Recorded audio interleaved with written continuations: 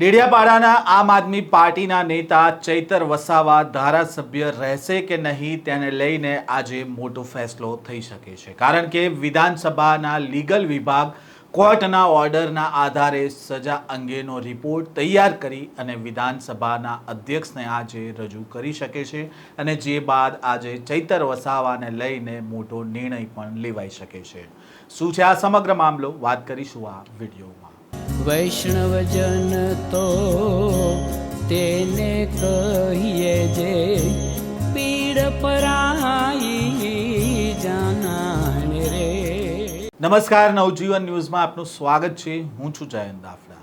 આમ આદમી પાર્ટીના જાણીતા ચહેરા ચૈતર વસાવા તેમની ઉપર વન વિભાગની જમીન સંબંધિત ચાલી રહેલા એક કેસમાં ઘણા સમયથી કાનૂની લડત તેઓ આપી રહ્યા હતા, ત્યારે 23 જૂને કોર્ટે આમ આદમી પાર્ટીના ધારાસભ્ય ચૈતર વસાવા તેમજ તેમના પત્ની સહિત કુલ 9 આરોપીઓને કોર્ટે આ કેસમાં દોષી ઠેરવ્યા છે અને તેમના પર વન વિભાગના કર્મચારીને લાફો મારવા અને હવામાં ફાયરિંગ કરવા સુધીના આરોપો લાગ્યા હતા। કોર્ટના ચુકાદા અનુસાર આરોપીઓને આઈપીસી તથા આર્મ્સ એક્ટની જુદી જુદી કલમો હેઠળ કોર્ટમાં વધુમાં વધુ 7 વર્ષ સુધીની કેદ અને દંડની સજા કરવામાં આવી છે।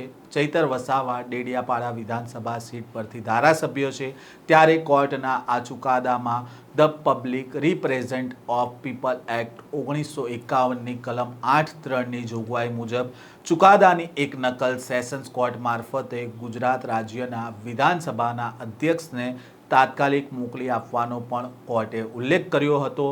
ડેડિયાપાડાના આમ આદમી પાર્ટીના ધારાસભ્ય ચૈતર વસાવા અત્યારે કાયદાકીય મુસીબતમાં ફસાયા છે, કારણ કે રાજપીપળા સેશન્સ કોર્ટનો ઓર્ડર હવે ગુજરાત વિધાનસભા સુધી પહોંચી ગયો છે અને આ કાયદાકીય ગતિવિધિના કારણે રાજકીય ગલિયારોમાં ભારે ગરમાવો પણ આવ્યો છે।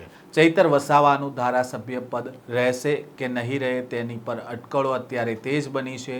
સેશન્સ કોર્ટનો સત્તાવાર ઓર્ડર મળ્યા બાદ હવે આગળની પ્રક્રિયા શરૂ થઈ છે। વિધાનસભાના લીગલ વિભાગે હાલમાં કોર્ટના ઓર્ડરના આધારે સજા અંગેની દરખાસ્ત અને રિપોર્ટ તૈયાર કરવાની પ્રક્રિયા શરૂ કરી દીધી છે અને આ રિપોર્ટ ટૂંક જ સમયમાં વિધાનસભા અધ્યક્ષ સમક્ષ રજૂ કરવામાં આવશે। કોર્ટના ઓર્ડર અને લીગલ વિભાગના રિપોર્ટ પર ઊંડી ચર્ચા થયા બાદ વિધાનસભાના અધ્યક્ષ ધારાસભ્ય પદ રદ કરવા અંગે આખરી નિર્ણય લેશે। ત્યારબાદ જ ડેડિયાપાડા બેઠક પર ખાલી પડ્યાની સત્તાવાર જાહેરાત પણ કરવામાં આવશે। ઉલ્લેખનીય છે કે નિયમ મુજબ જો કોઈ ધારાસભ્યને 2 વર્ષ કે તેથી વધુની સજા થાય તો તેમનું ધારાસભ્ય પદ રદ થવાની કાયદાકીય જોગવાઈ છે અને ચૈતર વસાવા સામેની આ વર્તમાન કાયદાકીય પ્રક્રિયા તેમના રાજકીય ભવિષ્ય માટે મહત્વનો ચુકાદો પણ સાબિત થઈ શકે છે।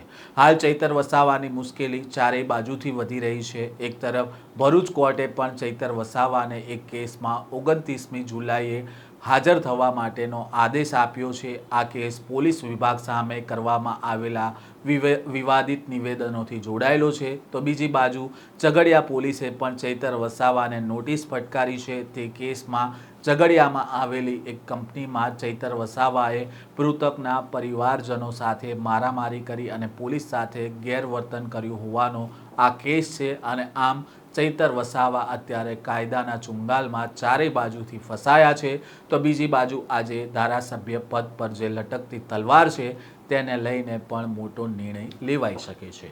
આ પ્રકારના સમાચાર સાથે ફરી મળીશું। નવજીવન ન્યૂઝ સાથે જોડાયેલા રહેજો।